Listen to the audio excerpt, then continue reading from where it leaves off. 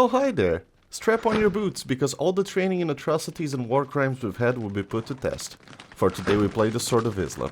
But no brutal genocidal psychopath starts at the top, and Tamerlane's story begins at the search for power in Transoxiana, and how happy I am that the man himself is narrating this.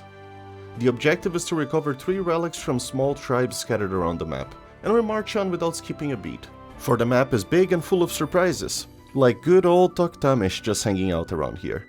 But he doesn't want much to do with me, and we soldier on, building defenses and preparing our siege weapons. Ah, there you are. And you bring a quest to kill Urus Khan? Say no more, buddy. I'm on it. We pull the White Horde out of their enclave and closer to the forest where it's easier for us to stampede their necks, and march straight in to dick punch Urus Khan, who falls to the Muslim blade. Toktamish is a buddy through and through wherever he appeared. First relic in our hands and walking its way back to base. Our sights turn to the Blue Horde as they are just across the river, but this time we bring the siege, for the Blue Horde only gives in after destroying their town center. Hey guys, who wants to have their children run over by horses? No, that's anachronistic of me. Tamerlane only started killing children in the next scenario.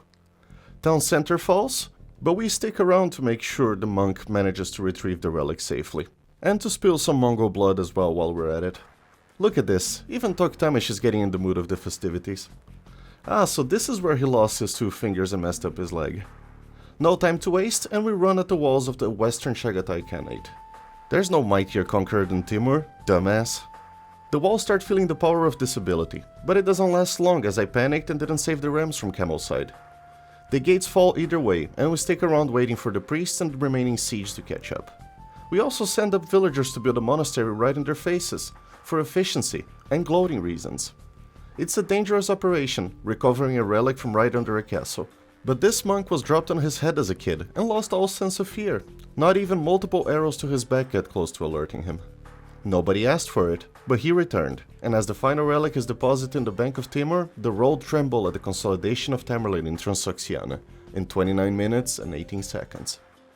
And now Tamerlane's Satan party could begin, and Persia was right there. But this time he wanted to shake things off a bit. Relics just wouldn't cut it anymore, but committing crimes against humanity would. We must destroy 3 enemy castles and make sure Sabzavar stands the test of time, so they can continue tributing us villagers and resources. But wait, Tamerlane aligning with the city instead of destroying it? That can't be right. Well, Sabzavar tried rebelling before, and Tamerlane made a human centipede of the rebels, so it's not like it was a peaceful subduing. Anyways, we march on to Sultaniye as they are close and not that well protected. These better not be the people we glued together, or I'm gonna be pissed. The assault goes as planned and the first castle falls. Sultaniye becomes a speck of dust in Persian history. Off to Herat next. Well, after I replenished the army a bit. Sultaniye was easy, but still took some of our people. Goddamn Toktamish, aren't you the best friend a brutal genocidal dictator could have? Supporting allies and submissive colonies. We are so deep in perfecting Schlag right now. Infidel blood development, soon with a view of the Skull Pyramids. But let's keep the ball rolling. Herat is looking too clean and alive. Now imagine if Tamerlane invested in science and discovered a combustion engine. We could be rolling into Persian on an M1 Abrams and being way more efficient in the killing. No, I am going to murder all of you. Herat's castle falls at record speed, and so does the city. Yeah, towers of human skulls, let's fucking go. Zaranj gets worried about the brutality and comes after us, but our monks sing the chants of blood and their elephants switch side. Tabriz decides to get funny as well, but let's be honest, you can't stop the misery train. Toktamish sends more reinforcements and we move towards Zaranj. We start beating their walls with all we have, and quickly after, a gate mosh pit starts. While all of this is happening, I get a weird bad feeling and decide to plop down a castle in front of Toktamish. Zaranj had an almost endless supply of units and we suffer some casualties. I really dislike scenarios where the enemy has endless supplies. The thumping moves a great fury in Zaranj, and without much time passing, the final castle falls. Along with it, the city. Before we can even celebrate, Toktamish decides to show his dickhead side and betrays us. I cannot believe this. I considered him a brother since Algirdas and Kestutis, and he betrays me like this? Good thing I built this castle right up in his face. The castle takes a heavy beating before we get there, but we arrive on time to save it from the evil forces. Oh my god, stop giving me villagers, you're just overcompensating now and it's annoying. But Toktamish had one final trick up his sleeve, napalm, and we are forced to wait until the rams arrive. The napalm is more annoying to look at than to deal with, and quickly the rams arrive at the base of the castle. And slowly but surely, the castles and towers inside Toktamish's base start falling. Stop giving me villagers. I don't want it. Start falling, and we get a sneak peek of what awaits us in Scenario 3. Persia Gurked or something like that. What is a gherkin even? In 36 minutes and 57 seconds. Toktamish betrayed us. He betrayed us out of greed. How dare he? That's my thing. Let's paint the snow red with Mongol blood. The river runs with Kipchak entrails, and out of our victory comes a camp for Tamerlane and his buddies. You sure did, buddy. And you should also hope that the 2 cities I destroy are not yours. We settle right next to where the battle happened as a monument to the terror yet to come, and start planning for more systemic destruction of life and property. Yellow realized very quick who's the best to follow and ask for siege units. And ask for siege towers. Good to see I'm on my own here. We're also doing something that usually doesn't work well by invading Russia in the middle of the winter. But this is Tamerlane. If following norms was his thing, we would have probably had an overpopulation problem much earlier in history. I mean, he caused 17 million deaths, about 5% of the world's population at the time. The targets chosen for today's operation are Sarai and Astrakhan, simply because they were the first to attack me. But first we need a castle for the Kashyyyks. But until that starts coming out, we move to pester Sarai a bit more. And pay the Bulgars, for they agreed to give us some precious food. But why is food precious here? Well, since it's winter, crops don't really grow, and we are dependent of raids, deer, and the kindness of our oppressed friends up north. Ugh, I can't believe I'm building siege towers. We continue raiding Sarai for shits and giggles, and the dopey siege towers start rolling towards the Golden Horde. Sarai is Mongol, which means they have Mangudai, which means this will be an outstanding pain in the ass to siege. At least we have the castle ready. Sure, I am a man of honor. Fear makes you say the funniest things, haha. Astrakhan wakes up feeling a bit suicidal and launches an attack on my siege, just to get promptly trampled right after. Down south, more reinforcements arrive from Samarkand, and would you look at that? Just outside of Sarai. Stupid fucking population capacity every single time this goddamn sound blasting in my ears. And Sarai decided to launch an attack on us, the perfect opportunity to raw dog them from behind. Careful, Mitsumiyas, you should wear lube for such intense raw dogging. Does 90 kilo boulders count as lube? Whoa, Astrakhan sending mangonels after my siege. I'll bury all of you alive. But until then, we continue pounding at Sarai's many castles, while they throw bodies at us with no regards. With more help coming from Azov, the reinforcements from Samarkand proved to not be enough. Not a problem, we have a fresh new batch coming in from the north. Their hearts are in the right place, but damn they are incompetent. I mean, that was pretty visible when they asked for siege towers instead of something actually useful. Is Astrakhan building a wonder? As soon as I finish leveling Sarai to the ground, they are gonna get some new decoration in the city. But for now, we struggle with Sarai. The city is very difficult to navigate through, and the pollution makes me very confused. The loss of life is hardly felt as the war machine never stops producing, and after much pressure from our great scout Lexus, we move to release some pressure and completely obliterate Ryazan out west. It's one of the secondary objectives, so it should be good for us at least in some ways. Despite being marked with double urgent by Lexus, he didn't explain why or how to do it, so we just fuck around hitting shit and trampling soldiers until the city falls. Okay, so he gives us all the siege upgrades possible. We're coming for you, Astrakhan. Remember that mangonel you sent before? I do. And now a mangonel opens the door for us. How ironic. Without skipping a beat, the wonder gets dismantled brick by brick, and with the split army, we follow with the same treatment in Sarai. Both cities turn into a complete mess. The siege rams level every inorganic structure on site while the cavalry scrambles to produce their quota of heads. Sadly, this is one of those scenarios where you must destroy everything the enemy owns, otherwise they'll never surrender. Look at this. Sarai has 4 huts, walls and a stable and still fights. Honorable to say the least, but in the end just pointless, for the crimes against humanity are inevitable. After a long dismantling of Astrakhan, they finally give up. Only the walls survived. Do you think they'll regret it? And as Sarai's stable dropped down, so does their city. With pleasure, my liege. I'll make one just from Mangudais. But before we could build the Tower of Mangudai Skulls, the scenario ends in 54 minutes and 9 seconds. We'll be back for Toktamish.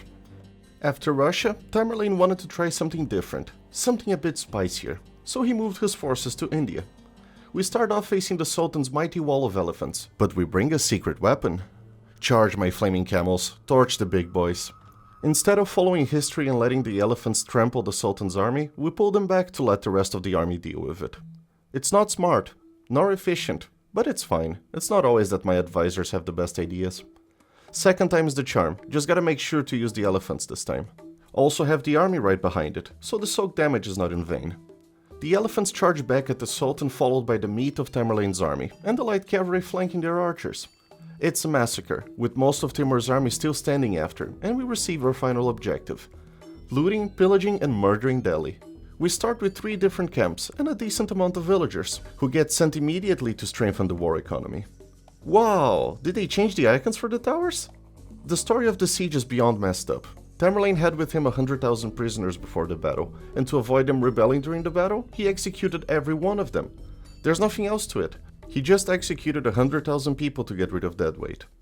Anyways, Imperial Age upon us, and the trebs are ordered, for the objective is the classic destroying X number of castles in Delhi. We also pick up the extra text from the university, because being a genocidal autocrat doesn't work too well if your equipment is crap. The cavalry gets sent to scout the walls, and we move to start blasting their outer defenses. The Tatars have some incredible trebs, and we can blast them from almost Samarkand. Delhi tries to hold us back, but their castles don't really stand a chance. We're also on a very long timer as resources are apparently limited, but joke's on them, because we have the ultimate siege weapon. Okay, that was a bit disappointing. I guess trebs will have to do. After opening a hole in their walls, we split half the army going east, while the other half goes west, as both sides have castles that need taken care of. Once again, Delhi is a bit too late to the party, and in quick succession we only have 2 castles left to demolish. And the way towards them is already open for us. We casually walk in, marveling at the beautiful Hindustani architecture, trampling every enemy soldier and setting up to take down yet another castle. The attack is very chaotic, and despite their castle falling, so did our troops. A rushed reinforcement party arrives late and is also wiped clean by Delhi's forces. Goddamn curry eaters, am I gonna have to bury everyone alive here to get my point across? Another army gets trained, but because I'm as stubborn as I am, more flaming camels are queued. Test 1, 2 camels against their army. Camels get confused on what to do, and do an okay amount of damage to their army. Test 2, 6 camels against Delhi. Attack goes better, and a good chunk of their forces are splattered on the walls and roads of the city. What we would call a great success. Sure, we wasted resources and time, but the city will never forget the sight of camels exploding the garrison like your average Tuesday in the Middle East. Well, it'll be hard to forget if you think about the fact they'll all be brutally slaughtered very soon anyways. Or maybe the other haunting acts will shadow the camel bombing and they'll forget. Can you guys remember the camel bombing more? I feel like it's a better memory to have. The final castle falls, and Delhi receives a forceful revitalization in 41 minutes and 9 seconds. Good thing they gave us 90 minutes to complete this. Delhi and its riches unlocked a newly found love in Tamerlane's cold dead heart: money. And what better way to accumulate money than showing your neighbors the true meaning of fear? Acquiring gold by any means necessary is possibly my favorite type of Age of Empires scenario. It's so freeing and creative friendly. Yes, run to safety, peasants. Our scouts dropped some fun tactics to be used in the ancient art of gold hoarding. But first let's torture Georgia a bit so we don't lose practice.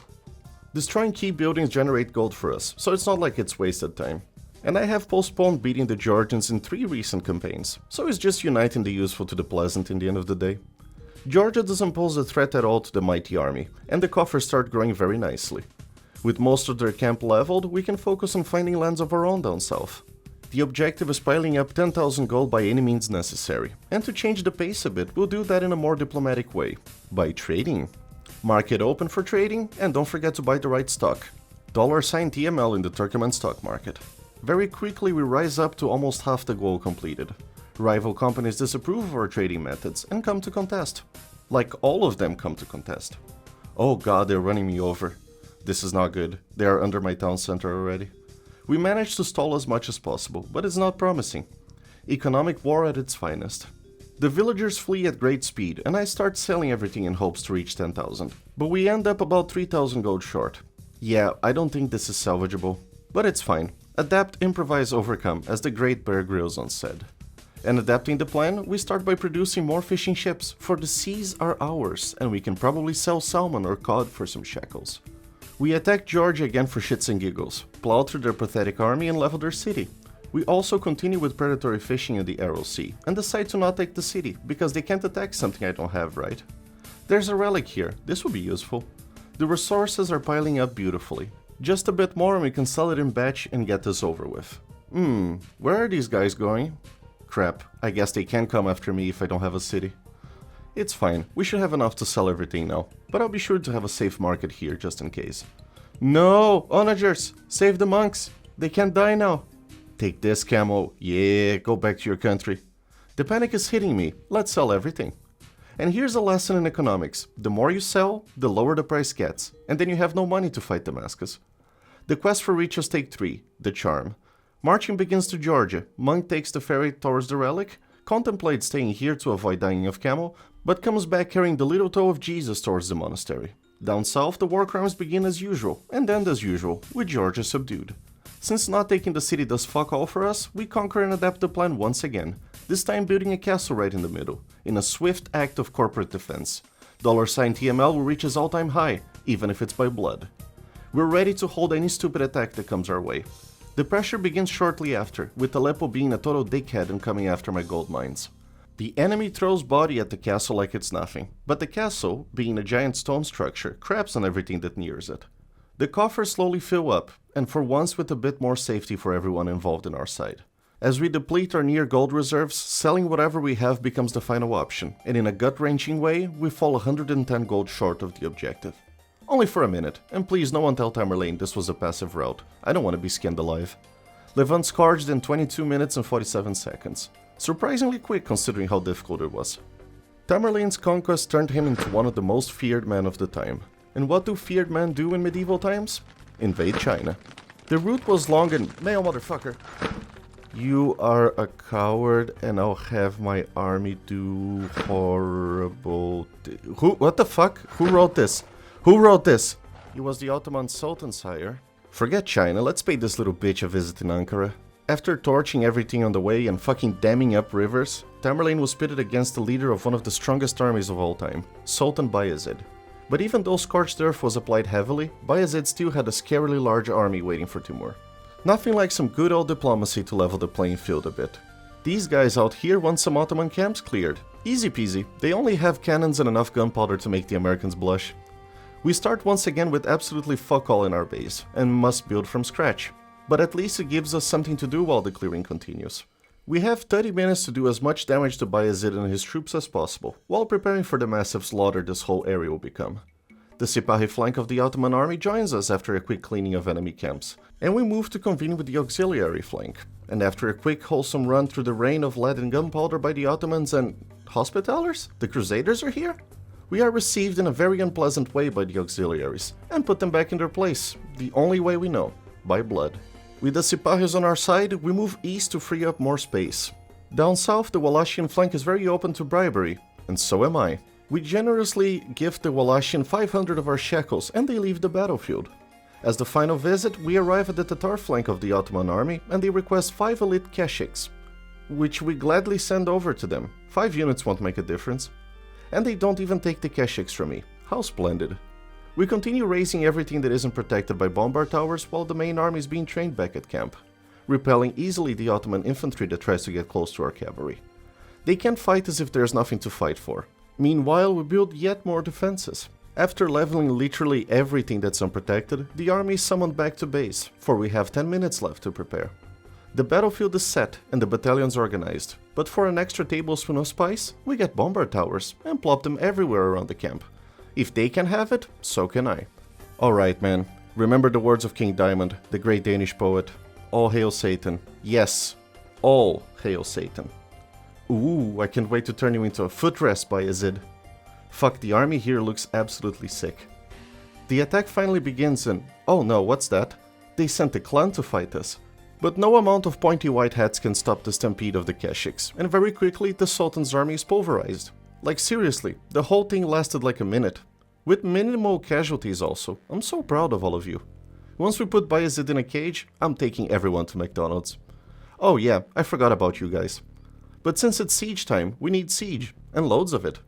Bayezid is hiding in his fortress, but not for long. The Ottomans missed the memo on how to hold out a siege and keep dumping units at us, until we are taken by surprise by the Crusaders being funny. Haven't you heard what happens when you act funny with the Timur? Slowly but surely the siege engines arrive, and the Ottoman defenses start getting put to test.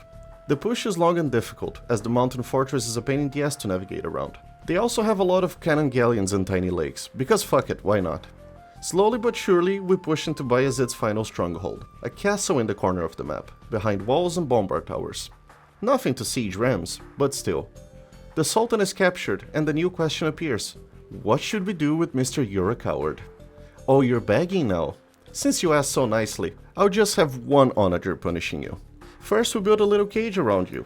Yes, this is good craftsmanship, lady. And we start raining boulders on Mr. Big Mouth over here. Wait, 10,000 HP? Wow, I didn't know leading an empire had actual health benefits. Well, we leave him there for now taking in onager shots. We have a Crusader pass to deal with. Thankfully, we barely lost any units capturing Bayezid, so the push into their fortress is clinical. Whose lands are these now, huh? Who survives longer to onager shots? Fortified stone walls or a man in a dress? Luckily, his 10,000 HP are easily dealt with by the power of the delete button. So long, fucker. 11. Our Zoom Zooms arrive at the final defenses of the Hospitallers, and before we can see it crumble, they resign. Don't forget Untethered Psychopath.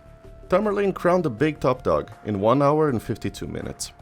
Total runtime, 3 hours, 5 minutes and 12 seconds, which is very good for my standards and expectations, so I'm happy. I saved Tamerlane for last because I knew I was in for a treat, and it didn't disappoint. What a vile, cruel man he was.